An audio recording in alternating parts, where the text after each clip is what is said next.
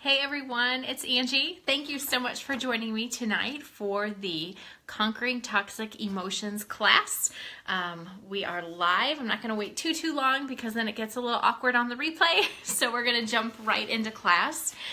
So I want to give you a little bit of background because this is something that I have personally been working on for probably the last year. How our emotions impact us, not only our minds and the way we function, but they also impact our health and our body. And I think so many times, we can pay attention to the food that we put into our body. We exercise, we use clean products, we try to get the junk out of our life. But a lot of us don't realize that our health can still really be impacted by negative emotions.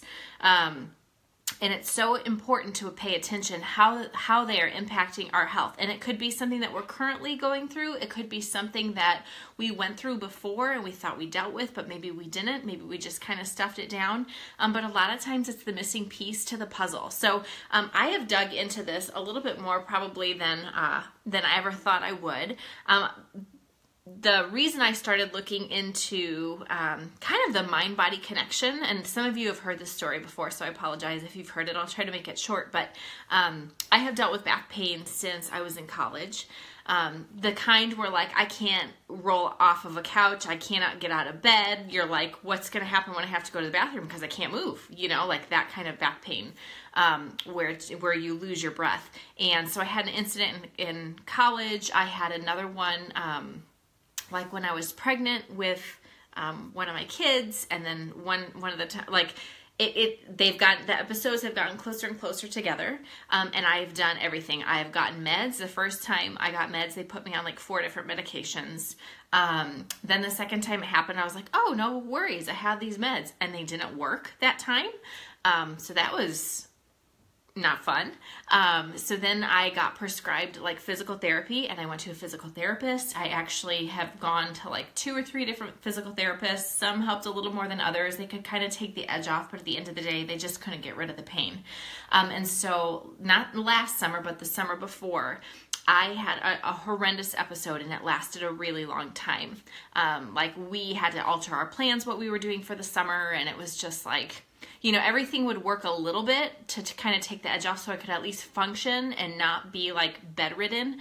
But I was like, something is going on, And that's when I came across this book called Healing Back Pain, The Mind-Body Connection. And I actually found it because I was looking at books on Amazon, different stretches that you could do for your back and all these things. And one of the guys in the comments was like, yeah, this stuff is all great, but it wasn't until I read this book that my pain actually 100% went away. So of course I click over to this other book. That's how I found it. And it's by Dr. John Sarno. And he basically said, if you have a chronic pain in your body like that, he said, you have to think about this. The biggest injury you could have, the biggest bone you could break in your body is your femur. And it only takes 6 weeks for your femur to heal. And he said, so it's illogical to think, this is a quote from his book, it's illogical to think that an injury that occurred 2 months ago might still be causing pain, not to mention 1 or 2 or 10 years ago. And yet people have been so thoroughly indoctrinated with the idea of persistent injury that they accept it without question.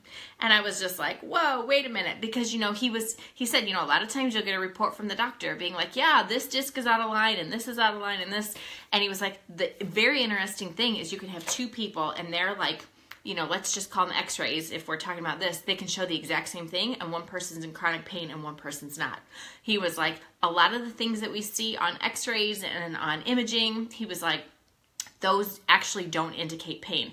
The doctor will tell the patient that, and the patient will think oh, that's why this is happening. And he was like, but I've been doing this for 25 years. That's not the cause of the pain. When you have a chronic pain like that, he said it is always because of an emotional issue, typically anger and or anxiety. So at first when I read that, I was super defensive, that is not true, but long story short, I pretty much worked through that. I mean, he talks about, he talks about as crazy as it sounds, kind of yelling at that bully in your head. He said, the purpose of your subconscious is to protect you. That's its number one job, is to protect you. And so what happens is when we have physical symptoms like that, they can be they can be like muscular, they can be gastrointestinal, people with IBS and those types of things. The purpose of these kind of chronic issues is to distract our attention, which is a mechanism for allowing the individual to avoid feeling or dealing with the undesirable emotions, whatever they may be. So in other words, like let's say I had, for me, it really did come down to some anger that I didn't really realize I was harboring. And what happens is when your mind can't deal with that, when it doesn't want to deal with that, it's kind of like your subconscious takes over and it like sends it down into your body. And what happens is then I'm distracted. I don't want to deal with that negative emotion. I don't want to deal with it. So your body more or less your mind takes it and hides it in your body. And that becomes the distraction. And so it knows that emotion is uncomfortable. And so it produces a physical symptom to distract your attention from it.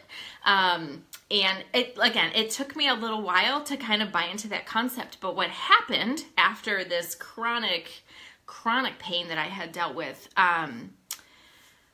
once I dealt with some of those things, guess what? The pain went away. Like, it was incredible. And I found like story after story, like there was a whole like huge message board really about people who had dealt with chronic pain, chronic issues, gastrointestinal things, even things like allergies. I know that sounds crazy. Just any of these chronic issues, once they dealt with the emotion, the issue went away. So I know that sounds crazy. And I know, when I first started hearing that and reading it, I was just like, that is not true. But if I had not experienced it myself, I still probably wouldn't have believed it. Brock my husband, he actually made me get a journal, and because that was part of it, is like, you have to journal, you have to get these feelings out, right? Your body wants to store them and it wants to keep them in there, and you have to get them out. You have to deal with them. And that's the only way that these issues will go away. That's the only way this pain will go away. And so he did. He and the kids, they went and they got me a journal, and he was like, you're sitting down. Thanks, Jamie. It doesn't sound crazy. Thank you. He was like, you're sitting down and you have to do this. Like, you are miserable and you can't live life and you have to deal with this. And I did. And that's when the pain went away. So that's kind of my background in realizing that there is a mind-body connection and that our subconscious is so strong. So here's the other piece. So that was kind of my intro to this whole concept, okay? Then I started reading that our emotions are actually written on our DNA. And I'm like, what? I had heard that before, and I was just like, that is weird, and I don't know what the word for that is. New age, I'm not really sure, but I just don't buy into it, But again, the more I started looking and researching in this and kind of looking into the science of it, I'm very I'm not like an intuition type person. I more go based on facts and information. That's just my nature, my personality. So, I just had to dig in. I can't just buy into the woo-woo of all of this, right? So anyways, if you are from that perspective too, I want to share some of the things that made me realize oh, this is actually true. So when we say our emotions are written on our DNA, and how our repressed toxic emotions can cause us chronic pain and chronic issues, and they can make us sick. Here's some of the information I came across. So, this goes back into 2004.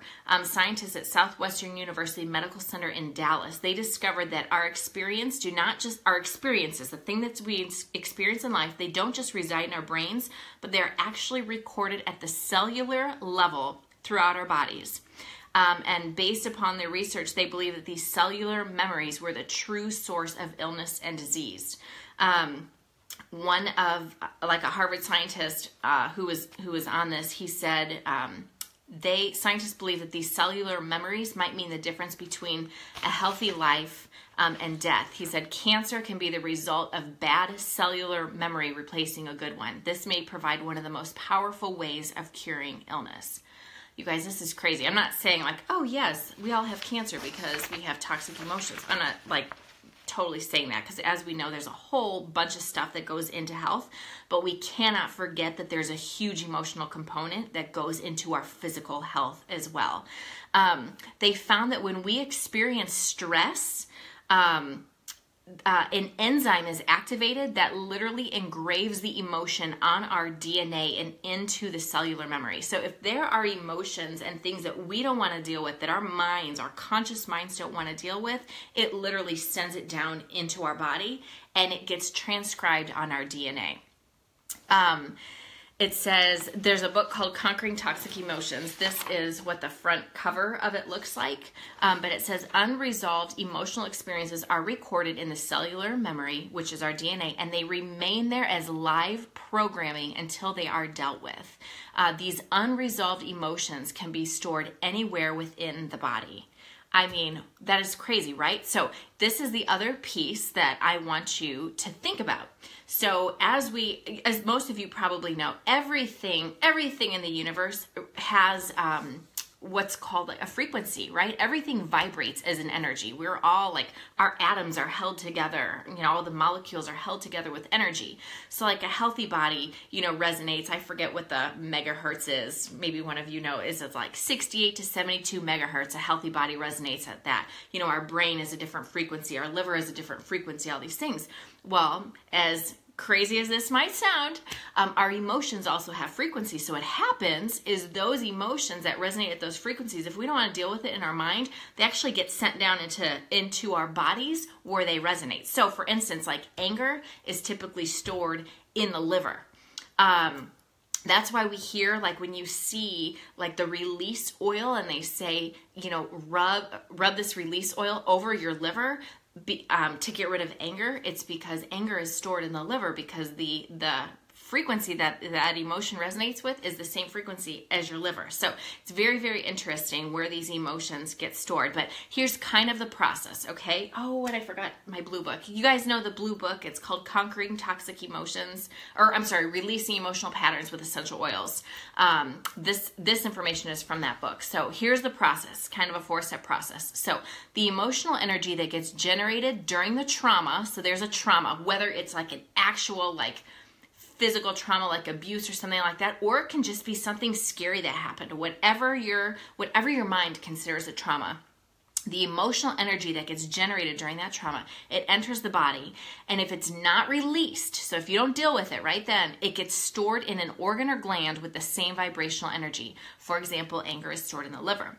So then what happens is the memory of the trauma gets stored in the limbic system of the brain, which is the seat of emotion. So if you remember from our oils and emotions class, you have your brain, and in your brain you have your limbic system, and then there's the amygdala, which is attached basically like to your olfactory, all of that goes straight into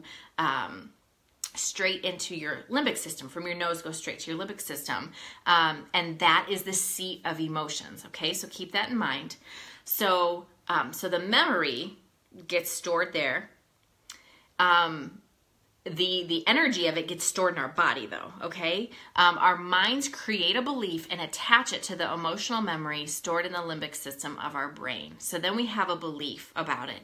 And the emotional response to the trauma gets stored in the cellular memory throughout the body and becomes automatic. So I'm going to give you a real life example of something that I'm currently dealing with my daughter. She had a trauma, and it was not something that you or I might not think is traumatic. It was very traumatic for her. And in a nutshell, she thought she was going to be sick in school one day, and it terrified her, okay? So what happened is she didn't deal with that. She wanted to forget about it. She didn't want to deal with it. She tried to just let it go. But what happened, right? So she has this emotional energy. It gets generated. It got stored in her body, okay? The memory of her trauma is there. Her mind created this belief and it attached it to this emotional memory that anytime she felt awful, that she was going to have like a panic attack in school. So this is what started happening. And what happened? Her stomach started getting fluttery and feeling like it was sick. Her throat started feeling constricted, like she was going to get sick. It says the emotional response to the trauma gets stored in the cellular memory throughout the body and becomes automatic. So now anytime she's in school and has an experience where, like, let's say she's having an off day or whatever, it is like this automatic response that happens. She feels sick to her stomach, her throat starts constricting. So I'm sure you can probably put yourself in a similar situation with the trauma, but it literally becomes an automatic response of our body when it's emotion we have not worked on.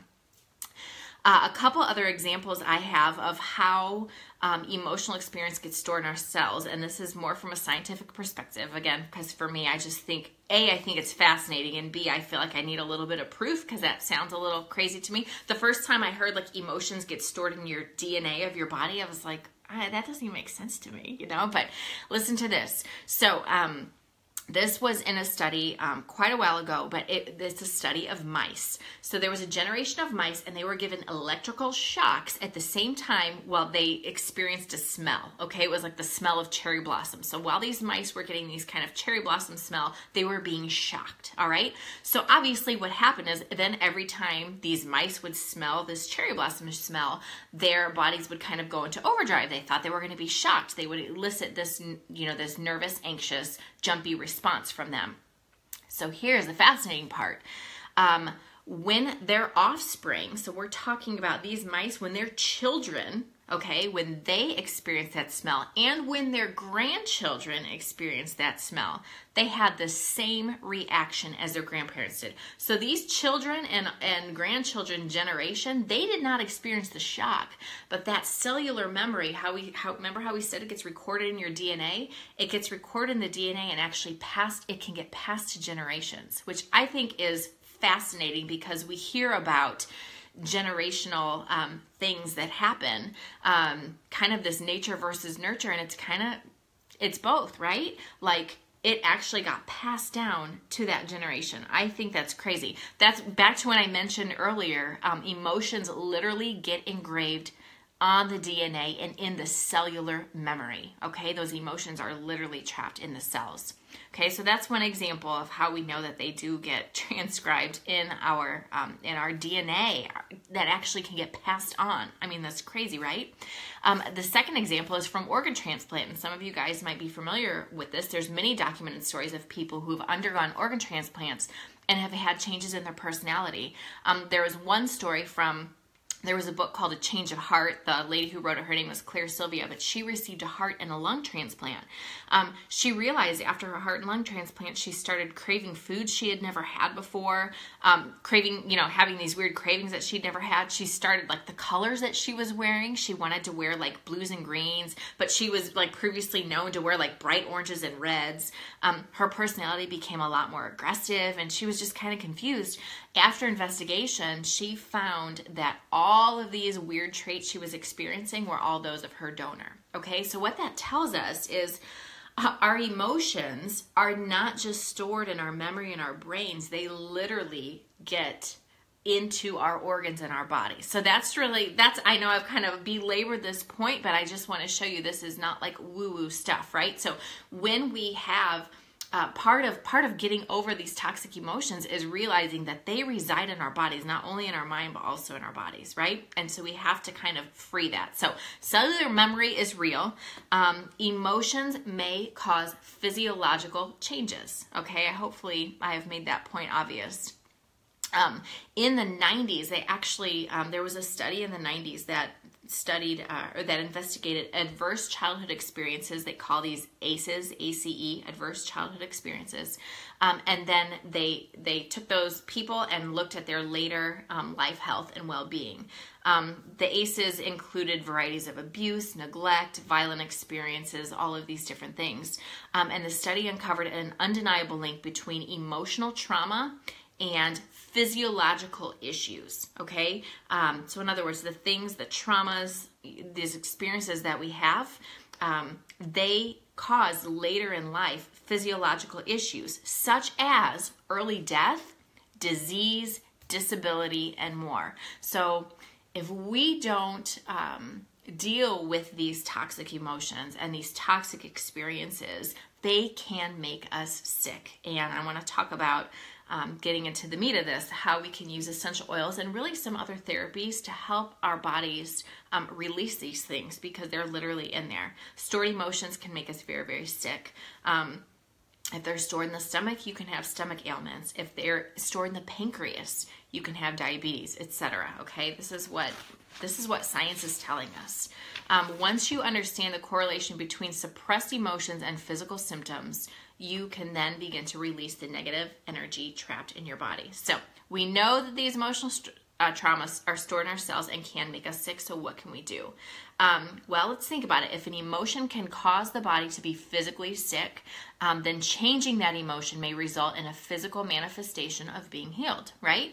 So this is where essential oils come in. Remember a little bit earlier when I talked about the amygdala, right? And I talked about it in the oils and emotions class, if you watched that.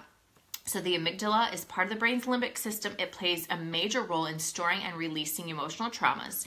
Aromas may exert a profound effect in triggering a response from the amygdala. So, just like the whole thing, right? You can smell a smell and immediately be taken back to a place. Like our sense of smell is so linked to the limbic system. So that can actually help to free and kind of move some of these emotions that we have trapped in our bodies. Something interesting about our sense of smell, we have 5 senses, obviously. Our sense of smell is the only thing that stimulates our emotions first. It doesn't get filtered through the thought process of the brain, where our rational brain, it first processes sight, sound, touch, and taste. Those all get processed through our rational brain first. But our sense of smell does not get processed through our rational brain first. It gets processed through the amygdala, through our emotional brain first.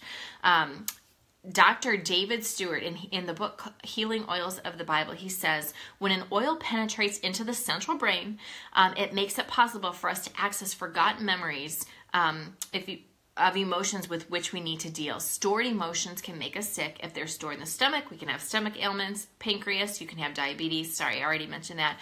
But he says in such cases, some emotional trauma has been repressed and stored in cellular memory. When essential oils trigger an emotionally upsetting memory, it gives us an opportunity to deal with that emotion and release it from our systems. All right. Freud said unexpressed emotions never die. They're buried alive and will come forth later in uglier ways. And I wanted to show you a couple of books if you guys want just more information on that. There's a book called Feelings Buried Alive Never Die, and why it's important to deal with the emotional things that we come across every day. Also, the body keeps the score, right? I mean, I think so many of us would so much rather just stuff these emotions, these yucky emotions and yucky things down, just stuff them. And I'm here to say, we have tools at our disposal where we don't have to do that. We can help our bodies to release the things that are stored there, and then also, have some forethought when we now going forward, when we experience things that are upsetting and traumatic, to deal with them then and there so they don't get stored into our bodies. So what you guys have been waiting for, how do we release these emotions from our bodies? So using the Conquering Toxic Emotions book, some of this information is going to come from there, and then I'll have some other information. Basically, you can do more or less an emotional clearing, and you would do it the same way you do any other detox, which is slowly. You're not going to clear, we have a lifetime of emotions built up, right? In our bodies and our minds, we have a lifetime of things that maybe need to be dealt with. And you're not going to clear everything in one session. These things have taken a lifetime to get put there. And so it's going to be a slow, gradual, gentle process. So there is an outline in this Conquering Toxic Emotions book of how to do a clearing. And so I'll tell you the basic process, but there's lots of other ways to do this too. So for instance, in this book, there is kind of a reference, and it gives you different emotions. Like if you know what emotion that you are dealing with, like if you're dealing with fear or uncertainty, poor concentration, insecurity, like there's a whole little reference section in the back here. Frankincense would be an oil you would choose. Okay, so you would kind of look up which emotion you're dealing with, and then you could use that oil. And basically, you would place a few drops in the palm of your hand. You cup your hands over your nose and mouth and inhale deeply. You state your affirmation out loud. So there's some guiding affirmations in here to, kind of like, I release this trauma, I release this fear, I release this, those types of things. And there's some other statements in here that you can say as well. So those are helpful. It's kind of like a guidebook. And like for instance, stress. I am flowing with life. I am relaxed. I am peaceful. Like if that was your overarching emotion, you can, and they give a whole list of oils you could use, and you would kind of say those statements. And again, they're using the frequency of that oil is going to correlate to the frequency of the emotion, which is why this works. Okay.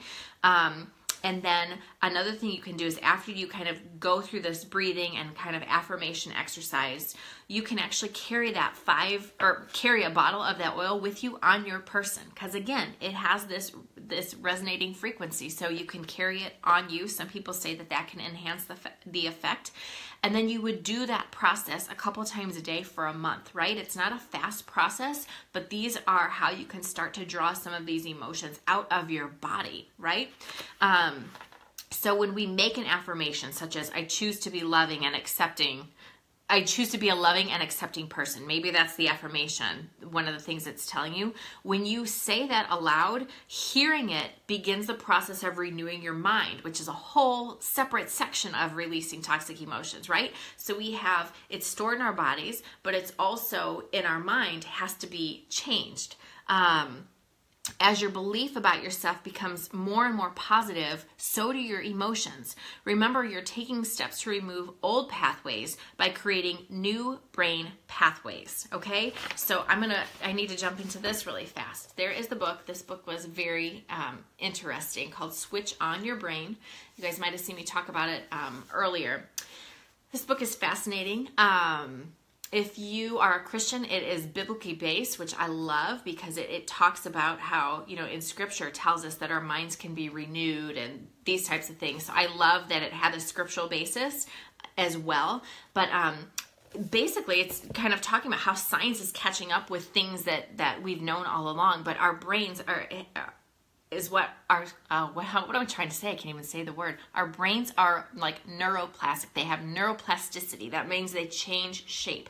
So when we have thoughts and when we have memories and when we have emotions, our brain, it literally makes a protein in our brain and forms, a thought is a thing. When we have a thought, it actually creates a thing in our brain, right? And so our brain changes shape based upon our thoughts. But our brain can always, it's like plastic. It can always be changing based upon our thoughts, okay? So that's part of this whole affirmation piece. We have to create new pathways in our brain and create a new way of thinking as well. And that is all part of it, okay? Again, there is like I said, there is the reference section in the back of this Conquering Toxic. This is a photocopy of the front cover, but in the book itself, there is a reference section in the back of emotions and different affirmations and oils to go along with it. And I'm so mad at myself because I didn't bring my book, but the Releasing Emotional Patterns with Essential Oils, that's another book with a reference section in it. You guys have probably seen me talk about that book before. So same deal. You can look up the emotion. You can look up the oil that you can use to help you overcome that emotion. And again, there's a clearing process in that book. And it actually that book has a little bit of a different clearing procedure. It also has an affirmation you say, but you touch these different places on your face that are more or less like acupressure points, if you think of it that way, that can help you to release these toxic emotions from your body. And again, it's a process. It's not typically a one-time and done thing. It's like you would do it for a week or 2 weeks or until you feel like you've kind of cleared that emotion, the grip that emotion has on you.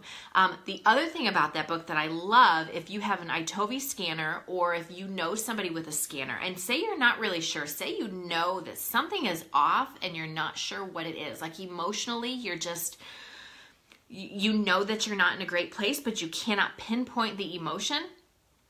You don't know, is it anger? Is it frustration? I'm just not really sure. I feel out of whack. What is awesome about the blue book, I'm going to call it, is that if you get an Itobi scan, you can look at what your top oil is and then see what emotion relates to that. Okay, so I'm going to give you an example. This is crazy, and this is a story that a friend of mine told me, and I apologize again if you've heard this story, but she said she had a friend, so she had an iToby scanner. If you don't know what an iToby scanner is, it actually has all the products in Young Living's catalog. All the frequencies are stored in its database. And what it does is it sends all those, it's a little handheld device, it sends all those frequencies to your body.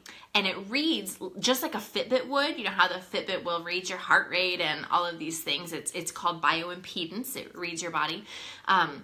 So what the iToby does is it reads your body's response to all of these products, these oils that the device is sending you. And it finds out what products your body had the strongest response to. So it's very, very revealing sometimes what your body can come back with. So if you don't know what's going on with yourself and you have an iToby scan, you can look at that top oil and then you can look up that oil in the blue book and say, oh, okay, I scanned for lavender. What are the emotions that go with lavender? And I'm telling you guys, like 9 times out of 10, I should almost say 10 times out of 10, you'll be like, oh, yep, that's definitely going on. So I'll give you a brief example. A friend of mine did a scan on a friend of hers, and she said her friend actually had like horrendous acne and she had IBS.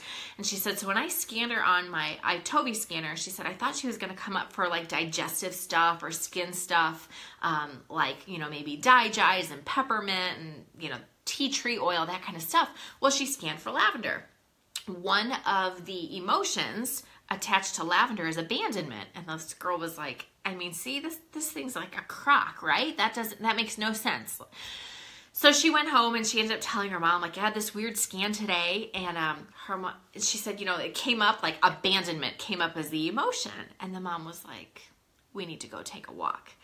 Come to find out, this little girl was abandoned as a baby, as like a 6-month-old. She was abandoned by her parents and she had to live with her grandparents. And this girl obviously had no idea, but that's when you go back, right? To the body keeps the score, right? This stuff can get stored in your body. And this girl had no idea this is something she had been dealing with. So she did the emotional clearing procedure with the lavender, with this abandonment emotion that, again, a lot of times these emotions reside in our subconscious and in our bodies, and we're not consciously aware of them. And the craziest thing about it was that her acne cleared up and her IBS cleared up because she had gotten rid of that toxic emotion. I mean, how crazy is that, right? So I just tell you that story to let you know, a lot of times there is much, much deeper stuff going on than what we can tell. So that is the blue book. So you can go through an emotional clearing procedure, again, with this book. You're going to need some sort of reference guide to tell you which oil and which emotion are corresponding. There's this book. There's a Releasing Emotional Patterns book I just told you about, and I apologize. I just didn't bring it with me in here.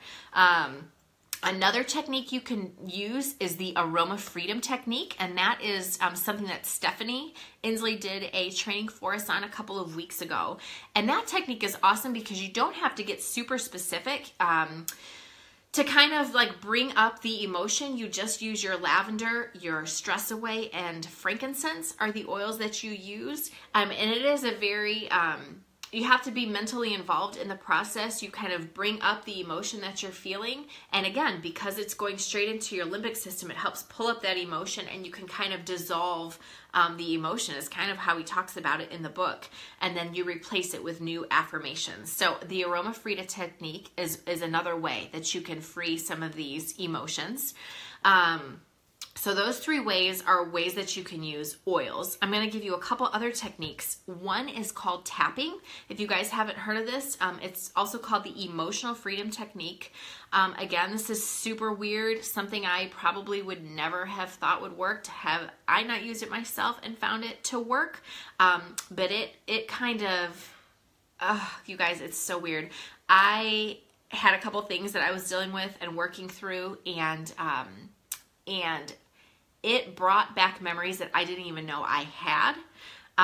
You basically, if you look up EFT or you look up tapping on YouTube, you'll find like a million videos. So I'm not going to go into it too much, but in a nutshell, there are acupressure points on your face, and you tap on them while you're like working through the emotion, and it will literally bring up other emotions. Again, I had memories brought up that I didn't even know that I had, and afterwards I was like, I can't believe I forgot that, because then the memories were super clear, like sights, sounds, details, everything was super clear. I just forgot that I ever was there. And then I was like, oh my gosh, I forgot about that. Oh my gosh. And I remember when that, anyways, it's bizarre. So that's something that you can look into, and that I'm actually working with a practitioner with my daughter right now, because she's really struggling with a tapping practitioner, and some of the stuff coming up is like, wow, like we needed to work through that. So that is another way to release stored emotions. Something else you can look at is myofascial release. So I won't go into this a ton, but basically, because our emotions can get stored in the soft tissues of our body, the myofascial is like a layer that we have under our skin in our body that kind of holds everything in place. It goes from the top of our head to the bottom of our toes. And some people use myofascial release for physical ailments, like if you have, your knees hurting or your back's hurting or whatever. But what's interesting is while they're doing the therapy, a lot of times stored, like the patient will start crying or things happen because these emotions are literally being released from their body as the practitioner is working on them. Even though they're wanting, again, we know the line between physical and emotional is so tied, right? So it doesn't surprise practitioners who do it when there's a huge emotional release. But it can also be a physical release, because once that emotion is moved, then physically they can feel better. So that could be another therapy that you can look into as well. It's spelled MYOFACIAL, myofascial release. So, and there could be other techniques. Those are just the ones I am semi-familiar with. Obviously, the essential oils and release and doing emotional clearings that way, the aroma freedom technique, tapping or EFT, and then myofascial release as well. So let's see, I already showed you about these books where if you want to dig a little bit, the other book, where'd it go? Another book that you might want to look at is called You Can Heal Your Life by Louise Hay. There's a shortened version of this book called You Can Heal Your Body, and it's basically just the appendix in the back, but it is very interesting. So for instance, it has like a reference in the back too. So let's say you always, like, one of the things in here, stiff neck. Okay, it comes up, and like the reason is saying unbending bullheadedness. That's interesting. Like if you have a stiff neck all the time, it could be because you are bullheaded. That's funny. I have a stiff neck frequently. But then it kind of gives an affirmation. It is safe to see others' viewpoints, right? So you can combine these two with emotional or with essential oils if you wanted. But I guess I want to show you this resource in case you're like, okay, I have this issue here, and I've tried some of the things and it hasn't worked. Sometimes this can give you another insight into what might be going on with your body and with your emotions. I mean, they have all kinds of stuff: stomach problems, stuttering, skin issues, spasms, psoriasis, all kinds of things are in this book, and it kind of shows you the emotional component of why that could be. So then you could take this, right? If then you can figure out the emotion, then you can look up the emotion in one of these other reference guides. It's kind of how you can work through an issue if you want to clear a toxic emotion. So a couple other things that we cannot forget. You guys, I'm so sorry. I feel like this is going long and I'm talking forever. If you guys have questions, feel free to post them. I'm almost wrapping it up here. One thing I don't want to forget to mention, though, is don't forget, we always, always, always need to be mindful of our thoughts. Those can be some of the most toxic things. I know for myself, that's what I've really had to work on this past year for myself, are just toxic thoughts. Things that when you're constantly negative, or when you constantly see, I shouldn't say you, I should say we, because this is what I dealt with, when we are constantly seeing the negative in every situation first, we're going to continue to attract negativity into our life. Okay.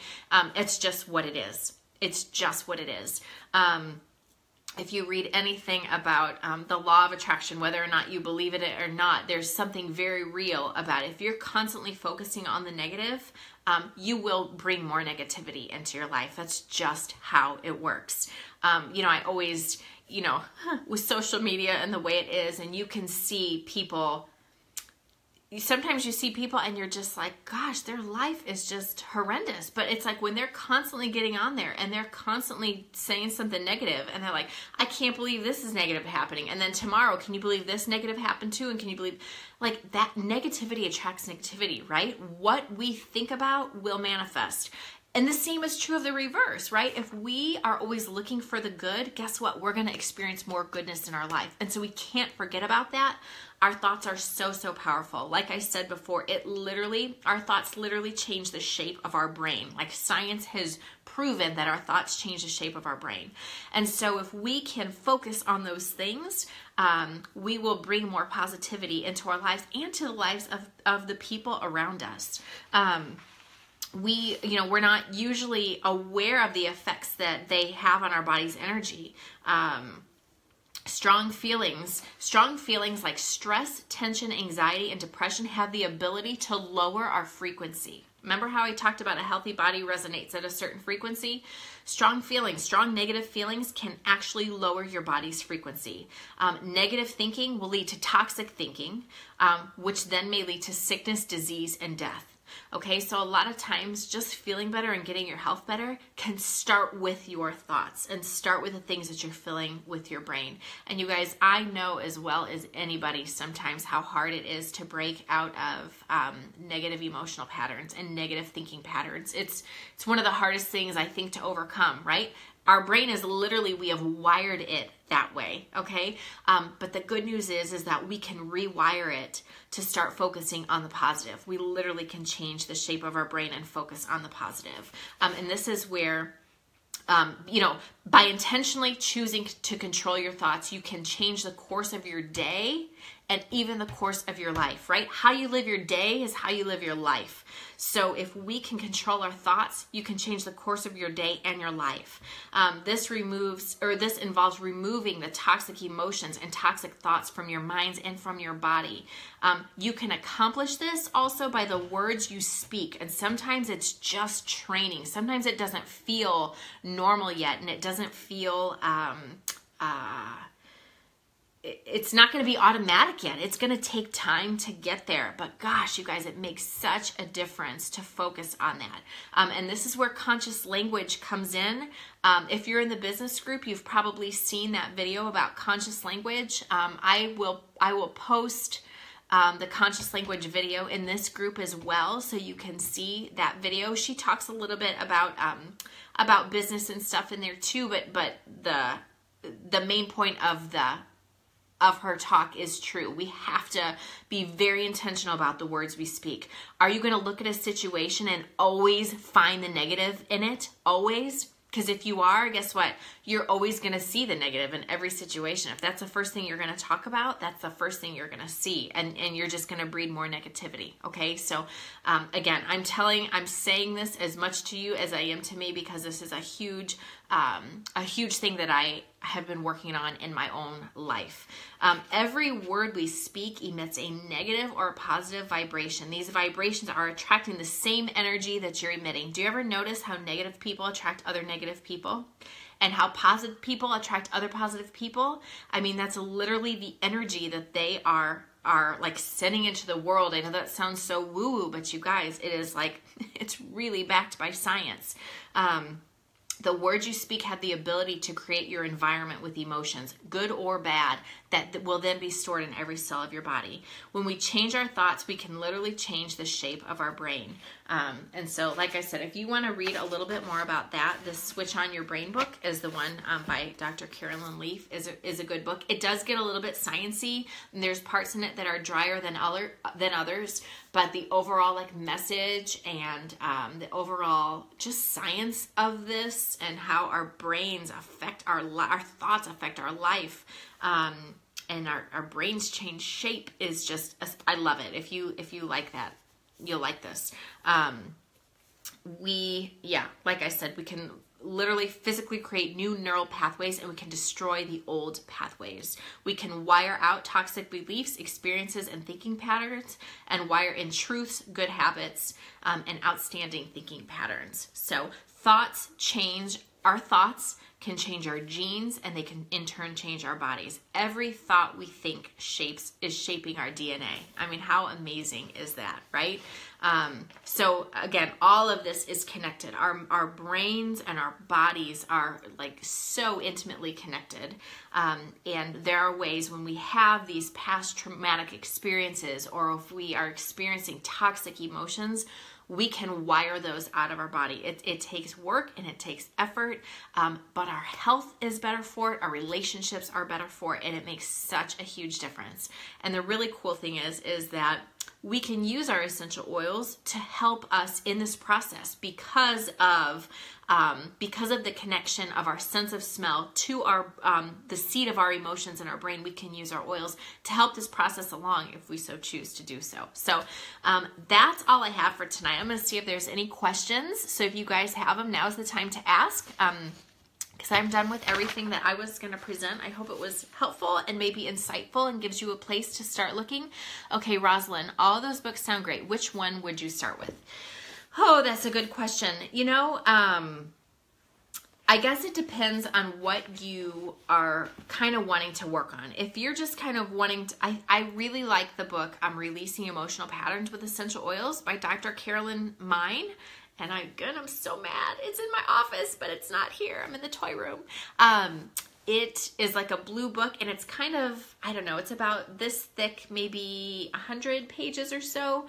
And it gives, because you can look up emotions, because you can look up parts of the body that are maybe dysfunctioning, so you can kind of cross-reference. Like if you know your emotion, you can go to that section on the emotion. If you know the place in your body that's not functioning properly, you can look up that place and then find an emotion that's tied to it. If you get scanned with an iTovi scanner, you can read what oil is coming up, and then you can, based upon that oil, you can look up the emotion and look up how to clear it. So that might be the best book because it's not very overwhelming. It has a little, maybe 20 pages at the beginning for you to read and kind of understand how everything is interrelated, and then you can kind of get into the clearing. That might be the book I would recommend first. If you want to learn more about toxic thinking and how to rewire your brain, I would suggest this one, Switch On Your Brain by Dr. Carolyn Mine. Or I'm sorry, this one's by Dr. Carolyn Leaf. The emotions book is Dr. Carolyn Mine, M-E-I-N. So if you guys have other book recommendations or other therapies or modalities that you've come across that can help with your mental health and those types of things, just clearing these patterns from your body, these stored emotions that are stuck, please post them below. This certainly isn't like a comprehensive guide, but I have just had to do a lot of my own research in the last year for myself, and these are the resources that I have come across, but I know that there's more out there. So any other questions? Thank you guys so much for attending. I hope that this was helpful and somewhat insightful. I know, like I said, that some of it could sound a little bit strange if you've never heard it before. And it took me a little while to buy into it. But again, with the experience with like my back and going through all of that, and then with my daughter and these tappings and bringing up emotions, I've just found that like there's a lot more to it than we've, in our culture have been led to believe. So, all right, you guys, thank you so much for attending. If you come up with other questions or things, please post them below and I'll get them answered. Thank you guys for joining, and I'll talk to you soon.